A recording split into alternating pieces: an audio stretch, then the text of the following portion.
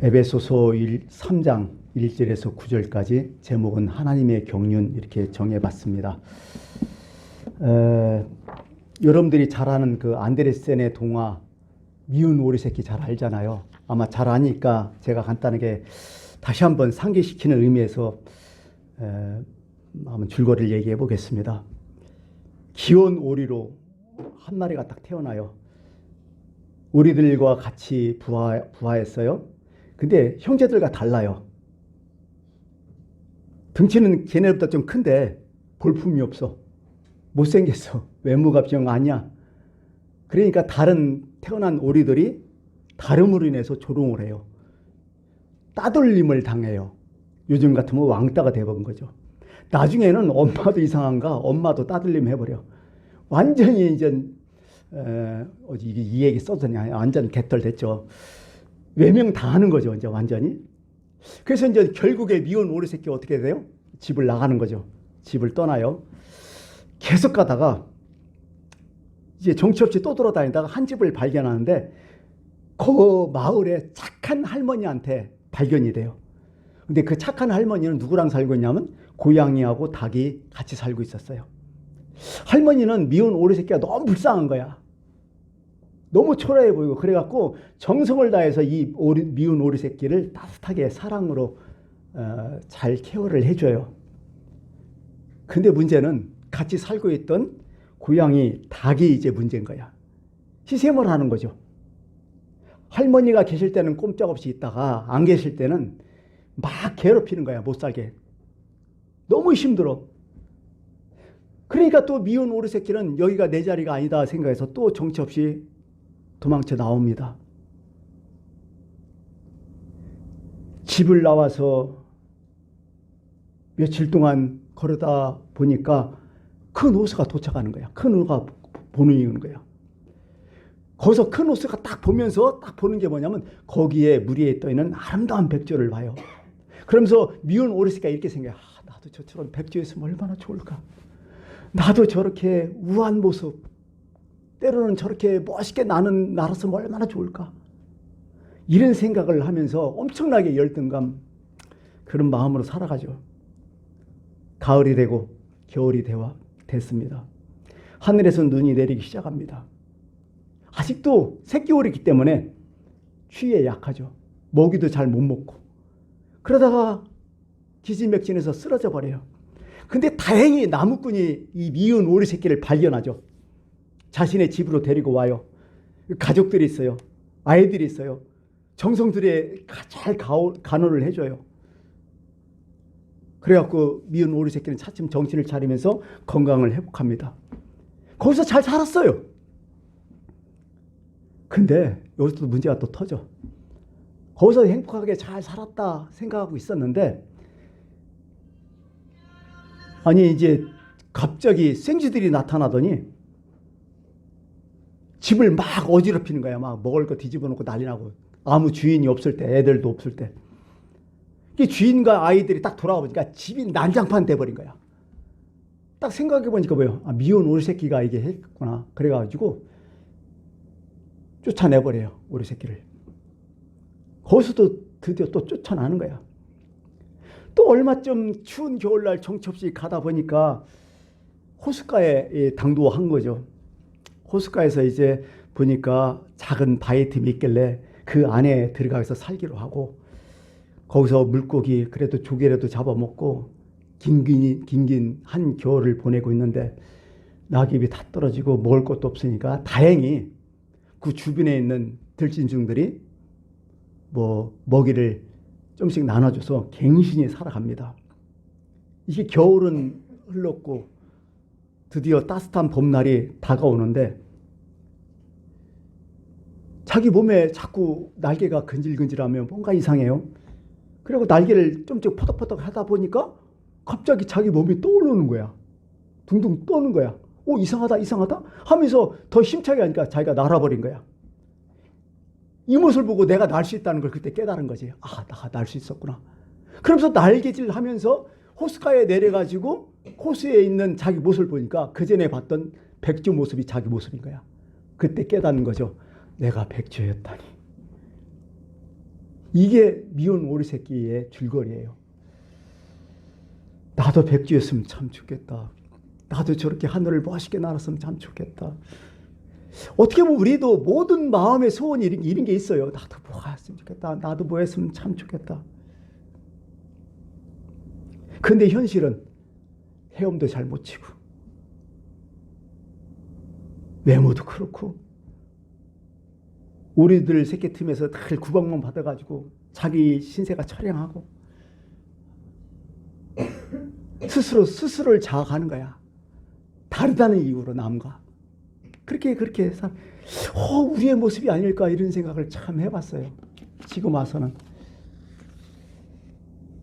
여러분 왜 태어났다고 생각하십니까? 모든 만물들을 딱 보면요. 모든 만물들이 그냥 태어난 건 하나도 없는 것 같아요. 그 장소, 그 자리, 그 시간에 반드시 거기서 뭔가를 하고 있고 뭔가 거기엔 뜻이 다 있죠. 하물며 우리 인간이 그냥 막 태어났겠나 생각해요. 기독교인들이 가장 불신한 게 뭔지 알아요? 내가 하나님의 자녀라는 것을 알지만은 안 믿는 거예요. 아는 거하고 믿는 거가 달라요. 알지만은 행동은 그렇게 안 해요. 그렇게 안 산다는 거야. 이게 우리의 모습이 아닐까 그런 생각을 해요. 살아가면서 느끼는 것은 늘 그래요. 내가 할 수 있는 일을 내가 해야 할 일과 내가 할 수 있는 일이 매치돼 갖고 그 일이 참 재밌으면 너무나 행복하죠. 근데 그 일이 거의 없다고 보면 돼요. 참 힘들어요. 그래서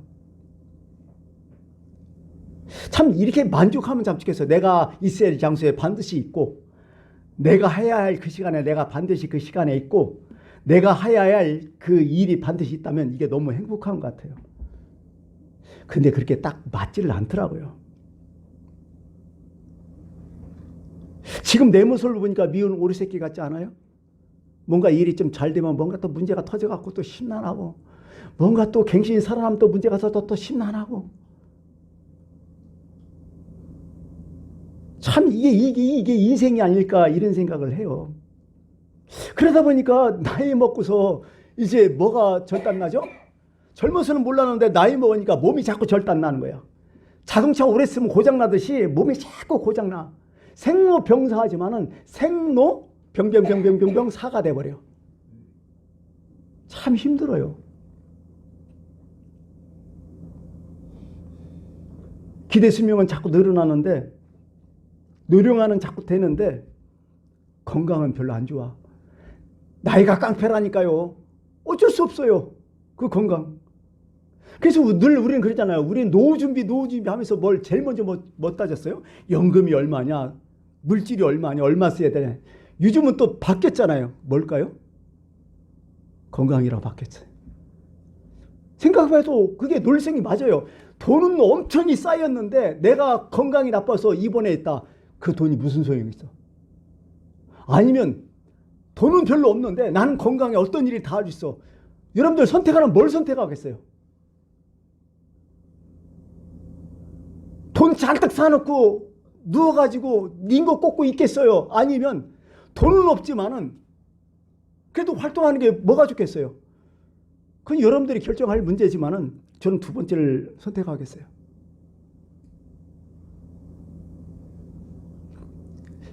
돈 때문에 건강 잃는다는 저런 그 병신 죄송합니다. 돈 때문에 건강 다 잃어버린다. 그거 바보요. 진짜 그건 잘못 사는 거예요. 내가 지금 생각해 보니까 아니 한 60에 죽으면 이해를 해요. 근데 요즘은 기대 수명이 뭐예요? 이제 90, 100세 얘기하잖아요. 근데 돈 때문에 건강 다 잃고 90, 100세 막 병병병 살아가면 그거 무슨 의미냐고 그게. 참 세상 많이 바뀌었다는 생각을 많이 해봐요. 여러분 건강의 비결이 도대체 뭐예요? 저는 건강의 비결을 한번 따져봤어요. 건강하려면 뭐가 있을까? 자, 첫 번째가 뭘까요? 먹는 게 자기가 되는 거야. 음식이 진짜 중요한 거네, 보통. 그죠? 내가 뭘 먹냐에 따라서 자기가 결정되는 거야. 내가 뭘 듣냐에 따라서 그 사람 사고력이 결정되듯이. 먹는 게 참 중요해요. 두 번째 뭐죠? 운동이에요.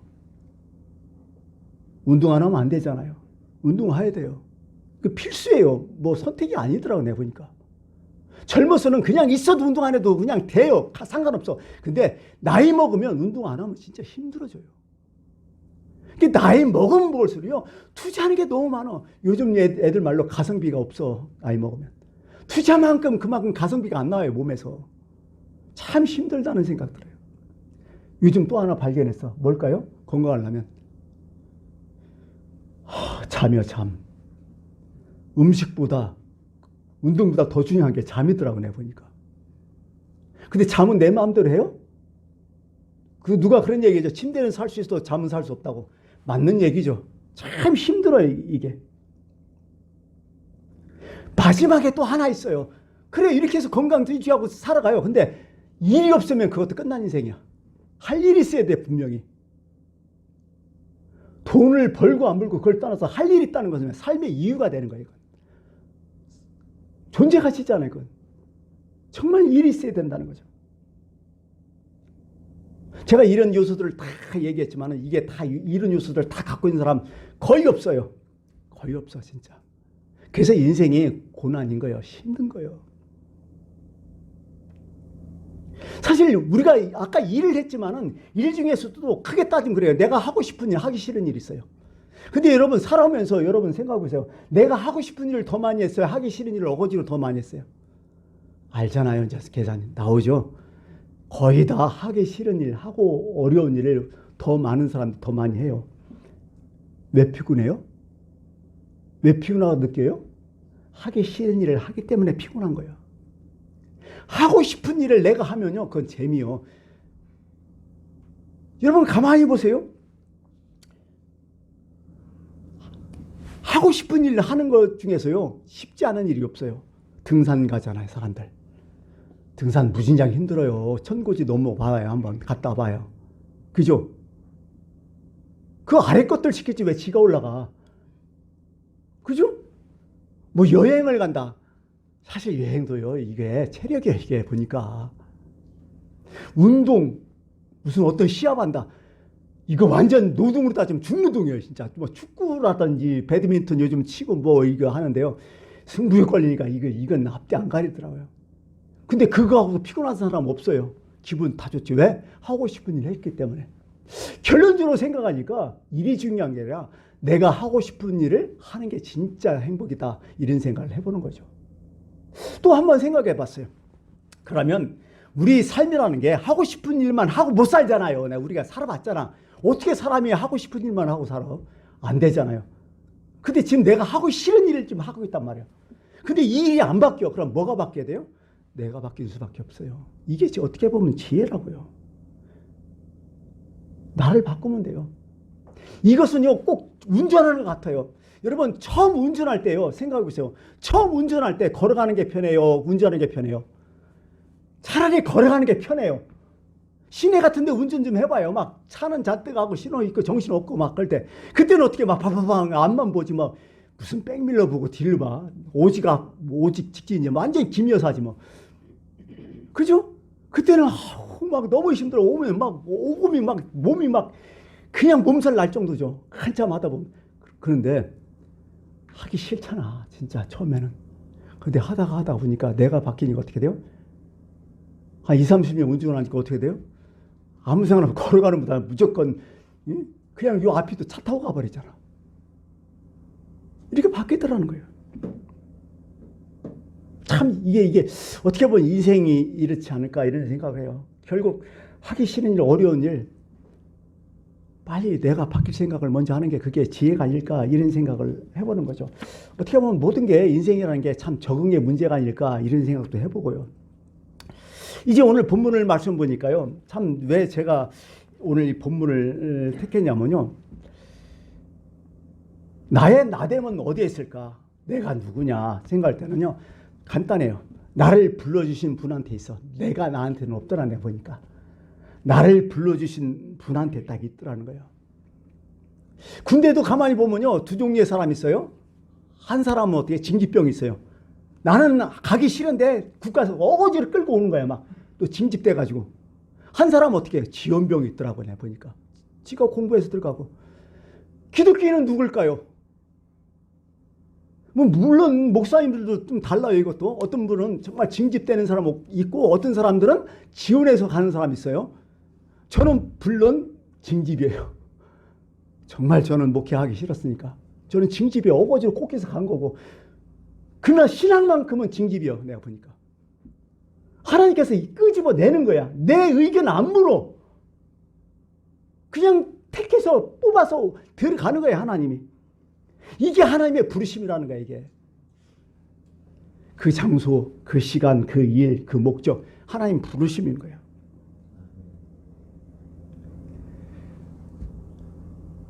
근데요, 사람이 살다가 보니까 참 인생이라는 게, 아까 초보 운전 얘기했지만 인생은 진짜 늘 초보요. 내일 못 살았잖아요. 늘 처음 시간 차는 거 아니에요. 그러니까 늘 앞으로 뭐가 일어나 아무도 모르는 거죠. 우리가 운전하고 어디 갔다 오면 먼 장거리라고 생각하면 갈 때는 왜 이렇게 멀어? 다 왔냐? 다 왔냐? 이렇게 묻잖아요. 아직 좀 더 가야 돼. 근데 그거 끝나고 올 때는 어떻게 돼요? 똑같은 거리, 그 시간, 그 장소 똑같지만 어떻게 기분은 엄청 빠르게 느껴지잖아요. 빨리 오는 것 같잖아요. 왜? 알고 가고 모르고 가는 게 이렇게 차이가 나는 거야. 근데 아쉽게도 인생은 어때요? 모르고 가니까 오히려 더 힘들고 그렇지 않을까, 이런 생각을 해요. 늘 그렇게 해봅니다. 참, 그래서 오늘 생각해 보니까 참 내가 나됨의 내가 누굴까? 나는 나됨을 뭘까? 내게 없다고 했잖아요. 그 하나님께 있다고 했잖아요. 이렇게 이제 저도 이제 목회를 하는데 늘 고민이 되는 게 그래요. 차라리 하나님께서 꿈에 나타나시든지 아니면 내가 멀쩡할 때 내가 너 택했다. 내가 너 불렀다. 성경에 그런 얘기 있잖아요. 그런 사건들도 있고요. 그래갖고 너는 내 거다. 내가 너를 지명하여 불렀다. 이렇게 하면 얼마나 좋겠어요. 근데 저도 그렇지만 여러분들도 그럴 것 같아요. 하나님은 그런 적 없어요. 참 그렇지요. 그렇게 확실하면 얼마나 좋은가. 하나님의 음성이 들리면 얼마나 좋은가. 근데 지금 뭐 목회를 하면서 이런저런 생각을 하면서 생각해 보니까 참 그건 특수한 거야. 로또야, 로또. 쉽게 말해서 로또가 일반적인 건 아니잖아요. 특수하잖아요. 그 사람들은 로또 맞은 거야. 근데 일반 사람들은 안 맞죠. 누가 그러대요. 인생 결혼은 미친 짓이다. 결혼은 뭐다 하면서 막 얘기하잖아요. 그리고 어떤 분이 옆에서 결혼은 로또라고. 그러더니 사람이 로또냐? 왜? 그랬더니 징그럽게 안 맞아. 그러더라고요. 하여간 그런 얘기를 하던데 진짜 이게 참 그런 것 같아요. 근데 지금 와서 곰곰이 생각하니까 하나님께서 나를 어떻게 부르셨는가 생각해보니까 이제 좀 알 것 같아요. 첫 번째 뭘로 부르시냐? 사건으로 부르시더라. 저도 사건 있을 때마다 방향이 탁탁 틀려졌거든. 이렇게 가려는데 사건이 딱 쳐지니까 할 수 없이 외통 걸려갖고 저쪽으로 가더라. 그게 하나님의 부르심이었구나. 근데 사건이 또 없지만 어느 순간에 내 마음이 싹 변해 있더라고. 그때 이렇게 생각하는데 요즘은 이게 맞는 것 같아. 마음이 변하더라고요. 그러면서 이게 또 하나님의 또 다른 음성이었구나. 대부분 보편적인 사람들은 다 이렇게 음성이 다 들려오는 거예요. 하나님의 어떤 사건으로, 어떤 내 마음으로. 근데 그것을 받아들이고 그것을 수용하면서 그렇지 하면서 순응에 따라 순종에 따라 가는 사람이 있지만은 아직도 자기가 살아갖고 자존심 굽히지 않고 지 마음대로 하는 사람 끝까지 힘들어지더라고요. 내가 보니까 결국 다 얻어 터진 다음에 병상에서 얘기하더라. 내가 보니까요. 어떻게 보면 우리가 여기 나와서 하나님 말씀을 듣고 또 우리가 기도하는 것은 하나의 도구예요. 사실은요. 우리는요, 말씀을 듣는 게 목적이 아니고 기도도 목적이 아니에요. 그걸 통해서 하나님의 목적이지. 하나님의 뜻이 목적이지. 사실 우리가 기도하는 게 그거거든요. 하나님의 음성을 듣고 싶어서. 하나님의 뜻을 알고 싶어서. 말씀을 듣는 것도 바로 그런 거죠. 그런 거더라고요. 여러분, 비근한 예로서 얘기 안 나오면 모세 같은 경우도 이런 거죠. 모세가 하나님께서 선택한 거 언제 알아요? 몇 살 때 알아요? 모세가 하나님께서 나를 부르셨다는 거. 출애굽기 3장에 가시떨기 나오면서 거기서 처음 하나님을 만나잖아요. 그때 하나님 모세야 모세야 내가 선 곳은 거룩한 땅이니 네 발에서 신을 벗어라. 그 얘기 처음 듣잖아요. 보세요. 그게 80이었다고 얘기하잖아요. 인생의 3분의 1가 다 살았어요. 여러분 90세까지 산다면 60세에 부르신 거예요. 하나님 요즘 같으면. 그럼 그 전에 있었던 여러 가지 사건들, 남자가 태어나면 싹 죽여버리라는 바로의 명령, 그 사건들, 어쩔 수 없이 나일강물에 뛰어가지고 바로 공주가 개를 불쌍히 여긴 것들, 또 궁중에서 40세까지 살았던 것들, 또 자기 민족을 좀 돕느라고 정의롭게 뭘 활동하다가 완전히 자기 민족에 배반당하고 할 수 없이 살인자로 도망쳐서 광야로 나왔던 일들, 어쩔 수 없이 미디안 강야에서 처가 살아야 한 일들, 이거 따져보면 그 당시에 모세는 그냥 내 마음대로 산 것 같고 내 마음대로 어떻게 결정한 것 같지만 지나고 나니까 하나님 만나고 딱 나니까 뒤에 과거들이 이제 알겠는 거예요. 내가 왜 애굽에 살아야 되는지, 내가 이 광야에서 왜 살아야 되는지 출애굽하니까 다 결정되는 거예요. 왜? 바로를 모르면 출애굽을 할 수 없잖아요. 광야를 모르면 광야 생활을 할 수 없잖아요. 그게 다 이제 해석이 돼버리는 거예요. 이게 하나님의 뜻이었다는 걸 그때 깨닫는 거예요. 참 인간이 이렇게 다 바보 같아요. 다 그런 것 같아요. 오늘 우리는 그런 삶을 사는 거지. 내가 왜 이게 이 순간에 힘들어 했는지, 내가 왜 이 순간에 이 사건이 터져야 했는지, 내가 이 순간에 왜 이 일어나야 되는지 몰라요. 진짜 몰라. 그때는 죽는 것 같아.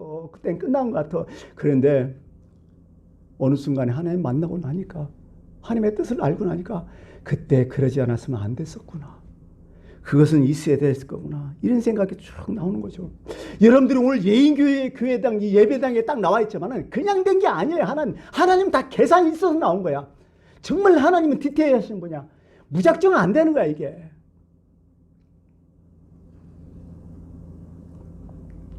오늘 본문 2절에 너희를 위하여 내게 주신 하나님의 그 은혜의 경륜을 너희가 들었을 터이라. 은혜의 경륜. 여기서 경륜은 뭐냐면요. 사역, 은혜의 사역, 은혜의 직분, 은혜의 일, 은혜의 사명, 이렇게 해석이 돼요. 그 사역, 그 일, 그 직분, 그걸 하기 위해서는 여러분 이전에 뭐가 있었느냐? 하나님의 섭리 계획이 있었다는 그 말을 여기 하고 싶은 거예요. 지금 내가 사도가 되었다고 얘기하잖아요. 사도가 그냥 된 게 아니었다는 거예요. 자기는 되고 싶어서 된 것도 아니고, 여러분 알다시피 사도 바울도요 자원했어요. 징집됐어요. 징집됐잖아요. 그리고 징집되고 나서 그 일이 쉬웠어요, 어렸어요? 무진장이 힘들었어요. 예수 믿고도 누가 알아주는 사람도 없고 다 배척하고 의심했고 너무나 힘들었어요, 오히려. 그러다가 사역을 하면서 오늘 에베소에 보니까 이게 옥중 서신 감옥에서 쓴 거잖아요. 이게 감옥에 있어서 이걸 쓸지만은 그게 다 있어야 될 것이었다. 없으면 안 될 것이었다. 그 얘기를 이렇게 하는 거죠. 우리 생을 한번 뒤돌아보세요. 현재 시점, 나는 왜 이 모양 이 꼴일까? 나는 왜 이럴까? 별 생각 다 해죠. 우연일까? 결정을 잘못했을까? 아니면 하나님의 큰 저주일까? 별 생각 한단 말이죠. 사람은 어쩔 수 없어요. 사람이기 때문에. 근데 넓은 위에서 한번 생각해 보자고. 총체적인 은혜에 관해서 한번 생각해 보자. 나는 누구냐는 거예요. 나는 하나님의 자녀가 아니냐. 내가 지금 망했어도, 내가 지금 정말 아무것도 없어 손 빨고 있었어도 나는 그래도 하나님의 자녀라는 거예요. 존재 가치가 여기서 나오는 거야. 그게 신앙이라고요. 그게 신앙. 같이 내쫓김 당하고 같이 망했어도 레벨이 있는 거예요. 다른 사람하고는. 하나님이 아냐 뭐냐 그 레벨이 있는 거예요. 자꾸 얘기하잖아. 신앙은 내가 선택한 것 같고 하나님의 강국적인 역사였다고. 제 스스로도 늘 이 말씀에 보면서 내가 지금 목사를 하고 있지만은 상황을 보니까 목사할 능력도 안 되고 안 돼요. 일단은 목사님 정도 하려면요. 사람이 말을 잘해야 돼. 역시 목사라는 직업은 역시 말을 잘해야 하잖아요. 개인과 그게 참 좋아하잖아요. 그러면 사람이 외성적이어야 되잖아요. 내성적. 저는 지금도 무진장이 내성적이에요. 내성적이라는 말은 그래요. 진짜 아는 사람하고는 진짜 친밀하게 잘 지내는데 모르면 첫 번째 말을 걸기 힘들어. 누가 말을 걸어주면 하는데 내가 먼저 나서서 이렇게 못해요. 여기 보면 천일만 집사님 같은 성격이 참 목사할 성격이야. 참 잘해. 사람 말을 인간관계 참 어디 물론 산신용운 같아 하면 참 그런 거예요. 그게 다 부러웠어요. 사실은 그런 것들이 말 참 잘하잖아요. 아니 같은 말이라도 참 우리 동기 목사님 보니까 막 같은 말이라도 왜 이렇게 말을 잘해? 아 부러워. 진짜 요리를 잘하는 같은 말이라도 저 목사님 졸아야 되는데 난 안 해요. 투박해요. 본론만 얘기하는 성격이요. 참 안 되더라고요. 근데 불은 받았어요. 그러면 그 다음에 어쩔 건데? 여러분 제가 여기서 설교하고 이렇게 하잖아요. 이렇게 된 게 이게 쉬운 게 아니에요. 지금 매일 올라갈 때마다 매주마다 고민이에요. 두려워요. 힘들어요. 근데 지금 하잖아요. 지금 제가 지금 이 설교를 이렇게 하고 지금 녹음하고 있잖아요. 우리 교회는 지금 몇 명 안 되지만요. 오히려 지금 녹음해갖고 이걸 전파돼갖고 듣는 사람 더 많아요. 지금 희한하게 됐어요. 지금 그게 모르는 거예요. 이게 모르는 거예요. 어떻게 될지 모르는 거예요. 어떻게 보면 이게 내 힘이 아니라 이건 은혜라고 얘기해요. 은혜가 뭐예요, 도대체? 사람 이름이 아니라 은혜는 뭐냐면 자격이 없는데 자격을 부여해 주는 게 은혜예요. 무조건. 나 자격 없어. 아무것도 없어. 근데 하나님이 자격을 부여해 준 거예요. 그게 은혜라고요. 그럴 가치도 안 돼. 말도 안 돼. 근데 그럴 가치를 부여해 준 거예요. 나한테. 그게 은혜거든. 우리가 뭘로 구원받았어요? 은혜야. 너 잘하고 못한 거 아무 상관없다는 거. 하나님은 내가 너 자격 부여해 주고 내가 너 택했으니까 그걸 끝난다는 거예요. 그게 은혜야. 어쩌고 내 편에서 내가 이런 죄를 졌으니까 나 지옥 가고 천국 가고 그 건방진 소리 좀 그만 좀 해. 이제 누가 잡고 있어요? 하나님 잡고 있는 거야. 곰곰이 생각하지. 그래요. 지금도 나는 은혜를 받고 있어요. 하루하루 은혜 받고 있어요. 내가 원래 이런 자격이 없는 인간인데 이렇게 살아온 것도 은혜예요. 어떻게 보면 내 자격보다 더 큰 걸 지금 받고 있잖아요. 생각해보니까 우리 자식만 보대로 그래. 여러분 자식들 다 있잖아요. 나를 닮았으면 어떻게 될 뻔했어요. 근데 딱 키워보니까 나보다 나아서. 그죠? 여러분들 자식 볼 때 그런 생각 안 들어요? 나보다 똑똑해. 나보다 잘생겼어. 그게 은혜 아니에요? 어떻게 보면 그게. 지금 은혜 받고 있는데도 우리는 그걸 못 느끼면서 그냥 지나간다고요. 그거 아니잖아요. 오늘 장로님이 그런 얘기 하시대요. 자기한테는 한 번도 자식한테는 싫은 소리, 꾸지람 소리 한 번도 안 했대요. 왜요? 그랬더니 자기가 젊었을 때 진짜 너무 허랑방탕, 요즘 말대로 진짜 나쁜 새끼였는가 봐. 아주 나쁜 새끼였고 자기가 성병에 걸렸대요. 그러니까 완전히 남자 기능 다 상실해버린 거야. 그러고서 결혼 어떻게 해갖고 결혼했는데 자식이 없잖아요. 10년이 확 지나서 나이는 먹고. 그러고 나서 10년 후에 어떻게 해서 예수 믿게 돼가지고 하나님의 은혜를 받고서 어느 순간에 임신이 된 거예요, 아내가. 그리고 딱 한 명만 난 거예요. 그 임신해서 자식 날 때 막 펑펑 울었다는 거예요. 어떻게 나 같은 거에 이렇게 귀한 자식이 있는지. 그러니까 그 자식을 볼 때마다 하나님의 은혜를 생각해서 그 자식이 무슨 짓을 해도 아무 소리 못 한대요. 이게 바로 은혜 받은 사람의 마음이야, 이게. 그렇잖아요. 자식 키우면서 얼마나 속상한 일 많아요. 그러니까 아무 소리 못 하는 거야. 여러분들 삶 가운데서 그런 게 있잖아요. 뭐 그냥 내가 노력도 하고 열심히 했는데 그냥 일도 안 되고 할 때 그때는 막 너무 힘들지만 그러나 지금까지 살아온 건 뭐예요? 지금까지 하나님이 함께한 건 뭐예요? 그러면 막 그런 거죠.